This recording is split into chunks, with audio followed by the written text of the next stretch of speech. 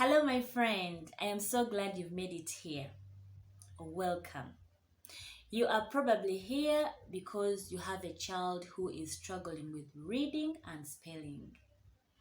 Or you want to help your child with reading, but you don't know where to start. Or you are a homeschooling parent and you are already helping your child with reading, but you feel that you need more knowledge on this concept. Or you're even a teacher and you'd want to see how another teacher does it.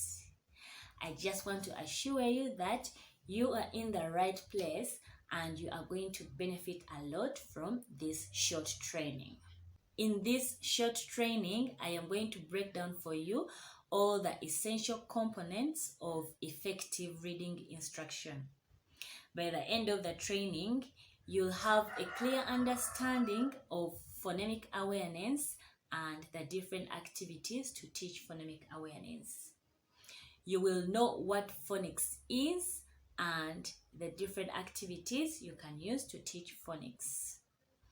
You will understand which ones are sight words and what are the different activities to teach sight words. You will know how to develop children's reading fluency, and you will know how to help children with comprehension. You will also learn how to include vocabulary in your reading lessons. So, stick around and let's get straight into it. The very first step as you're teaching your child how to read is to develop their phonemic awareness skills. What is phonemic awareness? Phonemic awareness is the ability to hear and manipulate sounds in spoken words. It has nothing to do with matching letters and their sounds. It's all about listening for sounds in words and manipulating or playing around with sounds in spoken words. For example, if I say the word cat, what sound do we hear at the beginning of the word cat? We hear k. What sound do we hear in the middle? We hear ah. What sound do we hear at the end? We hear t. That's what we mean by phonemic awareness, listening for individual sounds in each word. If you ask your child, what sound do you hear at the beginning of the word sock? And they say, S, that means they are doing great. They are learning or they are able to listen for sounds in spoken words. They can't say S because they don't hear S at the beginning. They hear S. All right? So it is very important that we teach our children to listen for sounds in spoken words because later on they will use that knowledge to read and spell words. Okay, these are my favorite activities for teaching phonemic awareness. The very first one is listening for beginning sounds in words. You can collect a bunch of items in the house or you can even use their toys, all right? So collect a lot of stuff, a few stuff, or print out pictures from the internet and say, okay, we are going to play a game here. And for every item you name, I want you to tell me the beginning sound. All right? So what is this? It's a hunger. What sound do you hear at the beginning of the word hunger? They'll say, all right? Good job. Okay, you try another item. What is this? Bug. What do you hear at the beginning of the word bug? B. Good job. What is this? It's a cup. What do we hear at the beginning of the word cup? We hear k. What is this? It's a fork. What sound do we hear at the beginning of the word fork? We hear f. You see? This is a simple activities, but you are helping your child to pay attention to sounds in words, to pay attention to beginning sounds in words. All right? Okay, that's one way of teaching phonemic awareness. Another one is doing oral blending. You can say, can you please pass me the f or k. So the child has to put those sounds together to work out the word. They'll say, hey, fork, and they pass it to you. Or you can say, can you please touch your head? Which word is that? Head. Or you can say, can you please shut the door? If they shut it, that means they have been able to work out the words. They've been able to pay attention to the individual sounds in that word, put it together, and do what you're asking them to do. All right? So those are my two favorite activities. Beginning sounds and oral blending, whereby you break the word apart and you ask the child to put it together. Now that we can hear sounds in spoken words, let's move on to step 2. Step 2 is to teach them phonics. Phonics is when we attach letters to their sounds. Each letter of the alphabet makes a sound. And when we learn the sounds for those letters, we can use that knowledge to read and spell words. This is how I teach letter sounds. All right. I start off with a quick phonemic awareness activity by using a picture or a real object. Okay? So I ask the child, what is this? They say apple. I say, apple. What sound do you hear at the beginning of the word apple? They'll say, ah. I say, yes. Today we are thinking about a sound. This is letter A. Then I reveal the symbol for A. I say, this is letter A and it makes the sound A. Say A. My turn, A. Your turn, A. Alright? Good job. Then they learn how to say the sound and they see how it looks like when it's written down. If they're just starting, if they are little, I'll take them through the steps on how to form that letter correctly. And I'll do the same for the next letter. So I advise you to teach them a couple of letters in a week, about 3 or 4 letter sounds, okay? It wouldn't be a good idea to go over them in one day. Yes. All right. Good job. Let's move on to step 3. Step 3 is to teach them how to blend and segment words. Segmenting is when we say individual sounds in a word. And blending is when we say individual sounds in a word and quickly put those letter sounds together to read that word. This is how it's done. At this point, the child knows their letter sounds.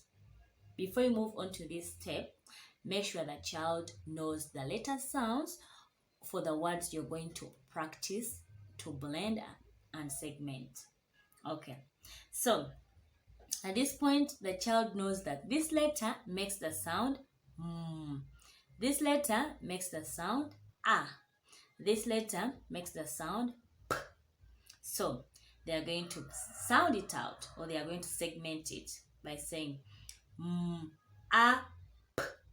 Now ask them to quickly put those letter sounds together and check which word they can hear. Let's go. Ah, p. What do you hear? If they are still struggling, you do it a slow way. Map. You join the sounds in a slow way. Map. Faster. Map. Which word is that? Map. Excellent. All right. Let's have a go with another word. Sounding out. When we say sounding out, we mean segment or say individual sounds. Sound out. P, a, n. Now blend in a slow way. Pan. Faster way. Pan. What is the word? Pan. So you can go over a couple of words and to give them more opportunities to segment and blend. But remember to use or choose words whose letter sounds we have learned already. Step 4 is to have children practice sight words. What are sight words? Sight words are those words that appear the most in text. Sometimes these words are called high frequency words. Children are expected to memorize those words and learn how to read them instantly without having to sound them out. And some of those words are tricky, they can't be sounded out. So we want our children to have a large bank of these words in their memory so that they can be able to read fluently and work on comprehending what they are reading. These are some of the sight words: I, the, no, go. You can notice that these are the words we see most in written material. So if every time the child has to sound them out or try to remember, that gets in the way of their fluency and it gets in the way of their comprehension. So children should spend some time practicing these words so that when it comes to reading, they only worry about decoding unfamiliar words but not the common words. There are so many activities you can do to teach sight words in a fun way. You can use flashcards. You can choose like a couple of words to teach in a week. For example, 4 words or 5 words. Write them on a piece of paper and go over them every day with your child so that they can memorize them. Or the other way, you can, after going through the words, they can write those words in paint or sugar or glitter as they say them. You give them the flashcards and ask them to write them down as they say the words. That's good practice as well. So if you want to access sight words, just go to Google and punch in the first 100 sight words for first grade or kindergarten, and then you'll see a list of words which you can print out or write down and have your child practice. Step 5 is to introduce them to decodable texts. What is a decodable text? A decodable text is a sentence or a story which is structured in a way that most of its words are phonetic, like they can be sounded out. So at this point, children are going to use their phonemic awareness skills, they are going to use their letter sounds knowledge, and they are going to use their skills for blending and sounding out to complete this task. They also need their sight words knowledge at this stage. All right, so I would say that start simple. Start with a simple decodable sentence and model for them how to work it out. Remember, when they are reading decodable texts or passages or sentences, choose words whose letter sounds you've taught, okay? So that they can sound them out. You may not worry so much about sight words because those ones you can help them in the process of reading. But for sight words, it needs to be words that their letter sounds they have covered already. Otherwise, they'll get frustrated in the reading process and we don't want that. All right, so this is an example of a decodable text. I would say, this is a sight word, a, sound out, p, a, p, pap. Let's go back. A pap, another sight word, or we can sound it out, in, a pap, in, another sight word, the. A pap in the. Let's sound out this word. Mud. Let's read everything. A pup in the mud. Which sentence is that? A pup in the mud. Then you let them have a go with another decodable sentence and they are going to use the same steps. Sounding out on this is a high frequency word. A. High frequency, I mean sight. It's the same as high, it's a sight word. A. S. A. D. Sad. We go back. A sad. Sound out. A. N. Man. Let's go back to the beginning. A sad man. S. A. T. Blend. Sat. Let's go back. A sad man sat on a, sound out, at mat. Let's go back to the beginning and read everything together. A sad man sat on a mat. What's the sentence? A sad man sat on a mat. Good job. So, when you are taking them through decodable sentences, please be patient with them. For beginning readers, it takes a bit of time. Be patient with them and praise them. Praise them for every success they achieve in the process of working out these sentences. Once you see that they are comfortable with decodable sentences, it's time to extend them to decodable passages. A passage has more words, more sentences, and that means more opportunities to practice sounding out and blending. All right? I got this from a teachable teacher, but I am working on my own passages and I'll let you know when they are out. All right? Okay. Step 6 is to develop children's reading fluency. Fluency is when they can read most words accurately with proper pronunciation.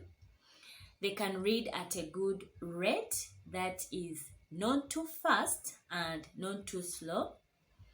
They can read with expression that includes switching voices between characters and showing awareness of punctuation when we read. For example, when we see a full stop, we stop. Where we see a comma, we pause. Where we see a question mark, we raise our voice at the end. Where we see an exclamation mark, we add in emphasis. We add in emotions. We need to be able to hear that when you're reading. Where we see speech marks, it means a character is talking and we need to know which character is talking and what is the suitable voice for that character. So all that is covered in fluency. So how are you going to help children achieve or develop their reading fluency? These are my top 2 activities which I suggest you should start with when you're helping your child to develop reading fluency. Number 1, read aloud to your child and model for him or her fluent reading. The child will notice how you switch voices between characters and how you pay attention to punctuation in text. So when it is their time to read, they'll imitate you and do the same like you did. All right. Number 2 is to have children read the same passage or story for a couple of times, like 3 times. And you'll notice that every time they read the passage, they get better at it, and the smoother the reading gets. First time, you'll see that they spend most time working out the words, decoding words. The second time they read, you'll hear that the reading gets smooth. So that third time they read the same story or the same passage, that's when you can focus on fluency, teaching them how to pay attention to punctuation, the speech marks, the exclamation marks, the full stops, all that, and talking about switching voices between characters. That can be the focus skill for the third time they read the passage. So those are my top 2 ways for developing reading passage, and I definitely encourage you to use them, and you'll notice that they work. Step 7 is to develop children's reading comprehension. Children should be able to make meaning from what they have read or what has been read to them. Being able to call out words and sound out and blend is not enough if they can't understand what they have read. They are learning to read to be able to understand or to learn new things. So comprehension is key, so we need to make sure that they are able to do that. So what activities can we use to develop comprehension? Number 1, when you are reading, pause and ask questions about the text you're reading to make sure that the child is following through and is understanding what you're talking about. When you're reading and you come across new words, break them down for them. Explain the meaning of new words so that you can help with expanding on their vocabulary and to make sure that they can follow along and understand every part of the text you're reading. Children should be able to, even with a simple story, they should be able to tell you about the beginning of the story, the middle, and the end. If they were reading a non-fiction text, they should be able to tell you what they have learned out of that text. So all that checks for understanding. You need to use a lot of the questioning technique to make sure that they do follow along what is being read to them or what they are reading. Another way they can, for in a fiction story, they can act it out or they can illustrate the story. If they are little, they can retell the story by drawing pictures or by acting it out or by orally telling it again to you, what we call retelling. So those are some of the activities you can use to teach comprehension: retelling, role play, asking and answering questions, and don't forget to break down new words or vocabulary to them as you're reading. Wow, well done. I'm happy you have stayed with me up to this far, and I'm sure you have learned a great deal from this training. Thank you so much. Congratulations! You have learned all the steps you need to help your little one with reading. Now is the time to go and put all that into practice. However, someone might say, Miss Anita, I have learned all that, but the challenge is I barely have time to take my child through the entire process much as I really want. Don't worry, I got you covered. I created an online reading course for children where I recorded the entire reading curriculum and broke it down into 47 short lessons. In each lesson, I go over all the steps we've covered in this training. I start with a phonemic awareness activity. Then I introduce a new letter sound and I show them how that letter is formed. Then we explore reading words and sentences with that sound pattern. So by the end of this program, your child will move from not knowing letter sounds to becoming a confident reader in just a matter of weeks. So if you feel like you want to help your child to learn reading, but you don't have the time, this program is for you. Just tap on the button below and you'll be able to access it. Thanks for watching, and please let me know if you have any questions. I'll see you on the other side. Bye.